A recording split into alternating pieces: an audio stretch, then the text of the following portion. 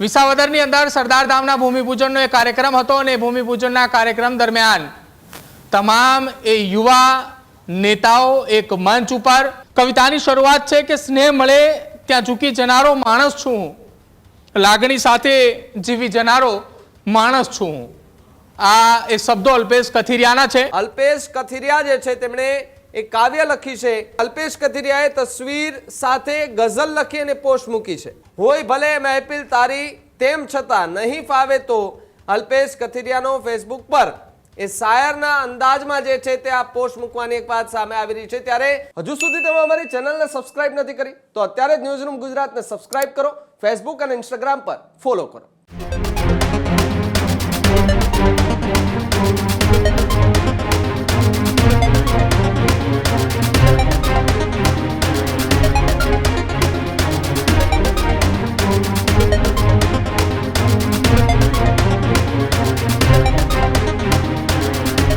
તો આ તરફ સમાચારોમાં આગળ વાત કરીએ તો સમાચાર વિસાવદરથી સામે આવી રહ્યા છે। સોશિયલ મીડિયા પર ફરી એકવાર વિસાવદર જે છે તે ટ્રેન્ડ થતું જોવા મળી રહ્યું છે। ગોપાલ ઇટાલિયા સહિતના જે પાસના નેતાઓ છે તે એક મંચ પર આવતા એક ચર્ચા જે છે તે જાગી છે। ત્યારે વિસાવદરની વાયરલ તસવીર પર અલ્પેશ કથિરિયા જે છે તેમણે એક કાવ્ય લખી છે। અલ્પેશ કથિરિયાએ તસવીર સાથે ગઝલ લખી અને પોસ્ટ મૂકી છે।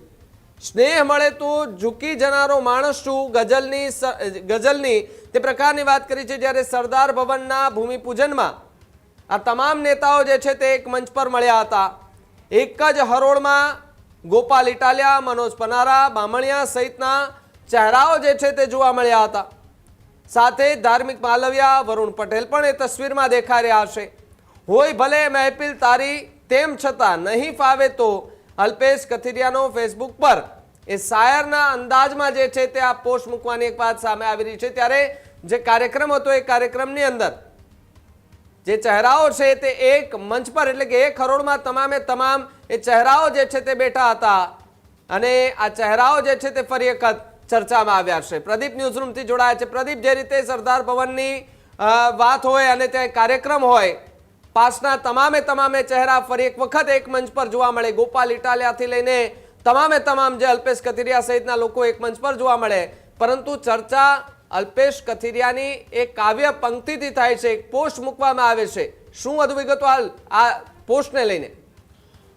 બિલકુલ ભાવિક, વર્ષ 2013 થી ગુજરાતની અંદર પાટીદાર અનામત આંદોલન સમિતિની એક રચના થઈ અને ત્યારબાદ 15 ની અંદર અમદાવાદના જીએમડીસી ગ્રાઉન્ડની અંદર લાખોની સંખ્યામાં પાટીદારો રસ્તા ઉપર ઉતર્યા હતા। માત્ર એક માંગ હતી કે પાટીદાર સમાજને અનામત, ઈડબ્લ્યુએસની એક માંગ, અને એ માંગના મુખ્ય ચહેરાઓ એ ફરી એક વખત એક મંચ ઉપર જોવા મળ્યા છે। આમ તો દરેક એ ચહેરાઓ એ અલગ અલગ રાજકીય પક્ષની અંદર જોડાયેલા છે। ક્યારેક એવી ઘટનાઓ બનતી હોય કે આ તમામ ચહેરાઓ એક મંચ ઉપર આવે, પણ આ આંદોલન સમિતિના એ મુખ્ય ચહેરાઓ કે જેમણે એક મંચ ઉપર જોવાની એ ક્યારેક જ એ ઘટના સામે આવતી હોય છે અને એવી ઘટના બની છે વિસાવદરમાં। વિસાવદરની અંદર સરદાર ધામના ભૂમિપૂજનનો એક કાર્યક્રમ હતો અને ભૂમિપૂજનના કાર્યક્રમ દરમિયાન તમામ એ યુવા નેતાઓ એક મંચ ઉપર કે જેમણે એક ઈશારા ઉપર હજારો નહીં પરંતુ લાખો પાટીદારો રસ્તા પર ઉતરતા હતા।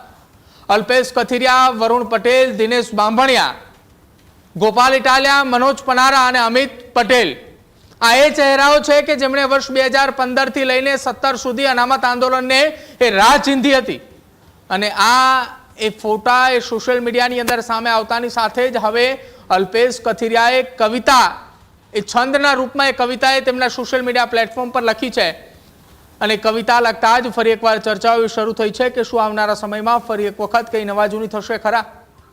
કવિતાની શરૂઆત છે કે સ્નેહ મળે ત્યાં ઝૂકી જનારો માણસ છું હું, લાગણી સાથે જીવી જનારો માણસ છું હું। આ એ શબ્દો અલ્પેશ કથિરિયાના છે। આટલી લાંબી સમજાવટોની જરૂર નથી। એક વાક્યમાં સમજી જનારો માણસ છું હું, પણ જો એ ષડયંત્ર હોય તો દૂર રહીશ, ભૂલ હોય તો ભૂલી જનારો માણસ છું હું। હોય ભલે તારી મહેફિલ તેમ છતાંય નહીં ફાવે તો ઉઠી જનારો માણસ છું હું। ખૂબ રસિક શ્રોતાઓ જો સામે બેઠા હોય તો મસ્તીથી ટહુકી જનારો માણસ છું હું। આજુબાજુ વધી જાય છીછરી વસ્તી, ત્યારે ખુદમાં ડૂબી જનારો માણસ છું હું. જય હો સાથે ખોડલધામનો એક ધ્વજ પણ ત્યાં એ પોસ્ટની અંદર તેમણે ફરકાવ્યો છે.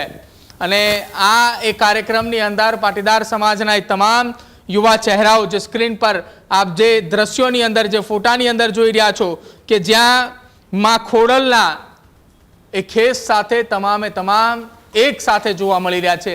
દરેકના એ મુખ પર એક સ્મિત જોવા મળી રહ્યું છે. કોઈએ કોઈથી નિરાશ નથી. ભલે દરેક વ્યક્તિએ કોઈ રાજકીય પાર્ટી સાથે સંકળાયેલા હોય, કોઈ વ્યક્તિએ સંગઠન સાથે હોય, કોઈ વ્યક્તિએ સામાજિક સંસ્થા સાથે હોય કે કોઈ વ્યક્તિએ અલગ અલગ રાજકીય પાર્ટીની સાથે જોડાયેલા હોય, પરંતુ જ્યારે સમાજની વાત આવે છે ત્યારે પાટીદાર સમાજની અંદર આ જ પ્રકારે યુવાનો કે જેમણે સમાજને એક રાહ ચીંધી હતી, કે જેના રાહ ઉપર આખો એ સમાજ આવ્યો હતો, એ આ ચહેરાઓ છે. જ્યારે જ્યારે તેમણે સમાજને હાકલ કરી છે ત્યારે સમાજ એ તેમની સાથે જોવા મળી રહ્યો છે. અને એ જ વાતને લઈને અલ્પેશ કથિરિયાએ સોશિયલ મીડિયા ઉપર એક પોસ્ટ ભાવિક મૂકી છે. બિલકુલ પ્રદીપ, આભાર જોડાવા બદલ અને માહિતી બદલ.